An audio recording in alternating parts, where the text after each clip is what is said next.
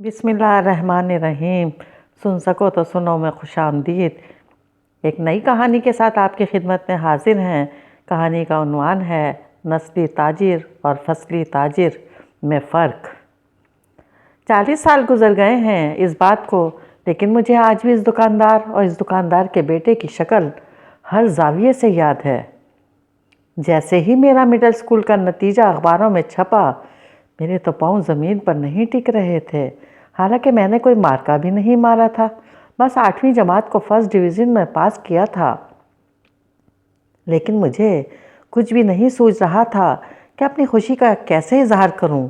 दूसरे दिन मैंने मंसूबा बनाया कि अपने कस्बे सवीदा से दमिश्क जाकर सैर करके आता हूं। मेरे लिए इम्तिहान में पास होने का इससे बड़ा जश्न नहीं हो सकता था। मेरी जेब में 1 लीरे का सिक्का था और 5 लीरे का कड़कता नोट। मैंने सीधा बस के अड्डे पर जाकर दम लिया। बस वाले ने सिक्के वाला 1 लीरा किराया ले लिया।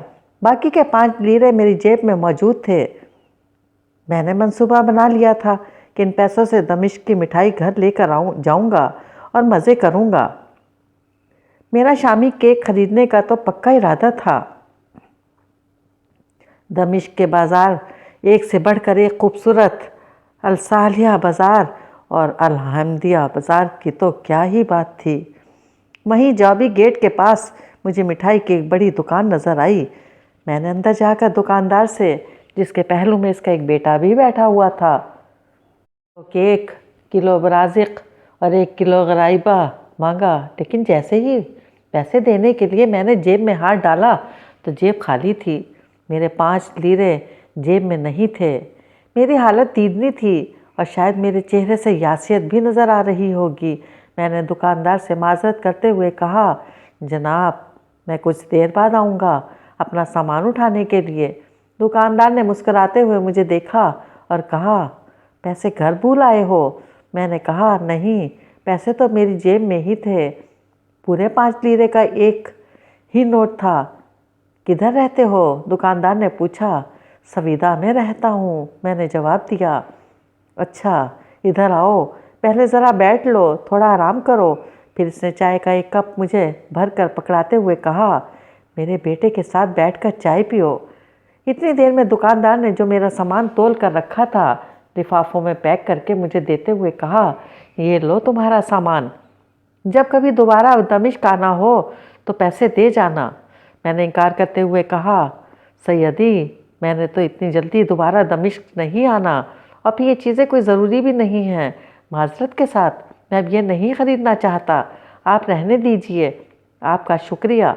दुकानदार ने कहा, बेटे तुम दमिश्क ज़रूर आओगे और मुझे ये भी पूरा यकीन है कि तुम मेरे पैसे भी ज़रूर वापस करोगे। और इसके साथ ही दुकानदार ने इस्रार करके मुझे सामान उठवा दिया। मैं सामान लेकर शर्मिंदा शर्मिंदा दुकानदार उसके बेटे को सलाम करके बाहर निकला। अभी चंद कदम ये दूर गया होऊंगा कि दुकानदार का बेटा मुझे पीछे से आवाज़ें देता हुआ दिखाई दिया। मैं रुक गया। दुकानदार के बेटे ने मुझे आकर बताया कि अब्बू को तुम्हारे 5 लीरे दुकान में गिरे हुए मिल गए थे। लगता है तुमने जब जेब में हाथ डाला होगा तो नीचे गिर पड़े होंगे। अब्बू ने अपनी मिठाइयों के पैसे काट लिए हैं और ये रहे तुम्हारे बाकी के पैसे। मेरी खुशी दीदनी थी। कहाँ मैं उधार के बोझ तले दबा ये सोचता हुआ जा रहा था कि चलो सामान तो ठीक है, मगर सवीदा जाने का किराया किससे मांगूंगा, और कहाँ अब ये उधार चुकता हो गया था। किसी के आगे हाथ फैलाए बगैर किराए के पैसे निकल आए थे और मैं हल्का फुल्का हो चुका था। मैंने दुकानदार के बेटे का शुक्रिया अदा किया। इसे अपने अब्बू को जाकर मेरी तरफ से शुक्रिया अदा करने को कहा। बाकी के पैसे जेब में डाले और अड्डे की तरफ चल पड़ा। घर जाकर कपड़े तब्दील करने के लिए मैंने जैसे ही अपनी पुरानी वाली पतलून पहनी तो मुझे अपने 5 लीरे का नोट इसकी जेब में मिल गया। अपने अब्बा जी को सारा किस्सा कह सुनाया। सुनकर मुस्कुरा दिए और कहने लगे, पुत्र ये लोग शाम के ताजिर हैं, जद्दी पुश्ती तिजारत पेशा लोग। इनको इंसानियत के सारे मानी और मतलब आते हैं। बहरहाल 5 लीरा तेरे ऊपर कर्ज है। अपनी अम्मी से कह कल परसों तुझे मीठे डोडे बना दे, हमारी तरफ से हदिया लेता जा। 5 लीरा कर्ज भी उतारना, ہماری طرف سے شکریہ ادا کرنا اور ہماری طرف سے سلام بھی کہنا۔ اگلے ہفتے میں نے امی سے میٹھی روٹیاں پکوا کر اور 5 لیرہ قرض چکانے کے لیے لے کر دمشق کی راہ لی۔ دکاندار نے جیسے ہی مجھے دیکھا ہنس دیا، کہنے لگا، میں نہیں کہتا تھا کہ تو جلد ہی دمشق واپس آئے گا؟ یہ 1 کلو ہریسہ میری طرف سے واپس لیتے جانا اور سویدھا کے لوگوں کو میرا سلام کہہ دینا۔